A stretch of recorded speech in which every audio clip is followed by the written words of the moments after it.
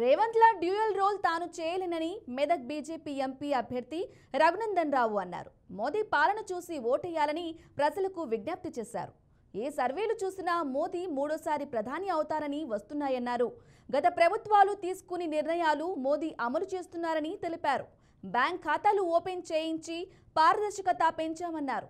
మధ్యవర్తుల ప్రమేయం లేకుండా ఉపాధి హామీ కూలీ డబ్బులు నేరుగా లబ్ధిదారుడి అకౌంట్లో వేసిన ఘనత మోదీకి దక్కుతుందన్నారు.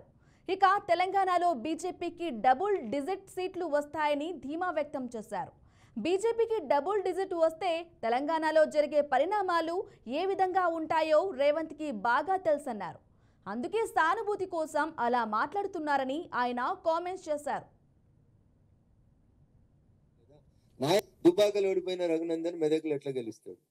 ఇది హరీష్ అడుగుతాడు. ఇదే ప్రశ్న రేవంత్ రెడ్డి గారు కూడా అడిగారు నిన్న దుబ్బాకు వచ్చి, మెదక్ చౌరస్తాకు వచ్చి. మరి కామారెడ్డిలో ఓడిపోయినటువంటి కేసీఆర్ రేపటి నుంచి బస్ వేసుకొని ఎట్లా తిరుగుతాడు 119 నియోజకవర్గాల్లో? నీ పార్టీ అధ్యక్షుడే ఓడిపోయింది కదా. నీ మామ 10 ఏళ్ల ముఖ్యమంత్రి ప్రోగ్రెస్ కారట్కి ప్రజలు వద్దని తీర్పిచ్చిండ్రు కదా. దుబ్బాకలో గెలవని రఘునందన్ మెదక్లు ఎట్లా గెలుస్తాడు అని అడుగుతున్న హరీష్ గారు. మరి కామారెడ్డిలో ఓడిపోయిన కేసీఆర్ అనేట ఆయన రేపు రాష్ట్రం అంతా తిరిగి బీఆర్ఎస్ పార్టీని ఎట్లా గెలిపిస్తాడు అనేది ఒకసారి ఆలోచించాలి.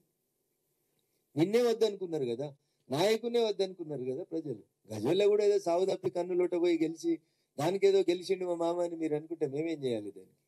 రేవంత్ రెడ్డి గారు అంటారు దుబ్బాకలు ఓడిపోయి మెదక్లు ఎట్లా పోటీ చేస్తాడు రఘునందన్, అంగి మార్చిండు, రంగు మార్చిండు, రూపం మార్చిండు అన్నాడు. అన్న నేను ఆ రోజుకి ఇదే అంగేసుకున్నా, ఈ రోజుకి ఇదే అంగేసుకుంటున్నా, రేపు కూడా కదే అంగితోటి వస్తా. అంగి మారలే, రంగు మారలే, రూపం మారలే. మరి మీరు కొడంగల్లో ఓడిపోయినరు కదా 2018 డిసెంబర్లో కొడంగల్లో మీరు ఓడిపోయినరు. మీరు మల్కాజిగిరికి రాలేదా? అందుకని don't compare one election with other elections. Rhythm కోసం, ఎతిక్ కోసం, ప్రాస కోసం ఆడ జల్లని రూపాయి ఈడ జల్లింది అంటే మరి గజ్వేల్లో కామారెడ్డిలో జల్లలేదు, ఇద్దరు జల్లలేదు. రేవంత్ రెడ్డి జల్లలేదు, కేసీఆర్ జల్లలేదు. ఇద్దరిని కూడా బండకేసి కొట్టింది కాషాయం కండు అని. అది మర్చిపోతే ఎట్లా? ఇద్దరు కూడా మెదక్ను అనుకునే ఉంటది కామారెడ్డి నియోజకవర్గం. రేవంత్ రెడ్డి గారు మర్చిపోయినట్టున్నారు. కాబట్టి దయచేసి ఇట్లాంటి మాటల్ని ఎత్తి ప్రాస కోసం మాట్లాడకుండ్రి.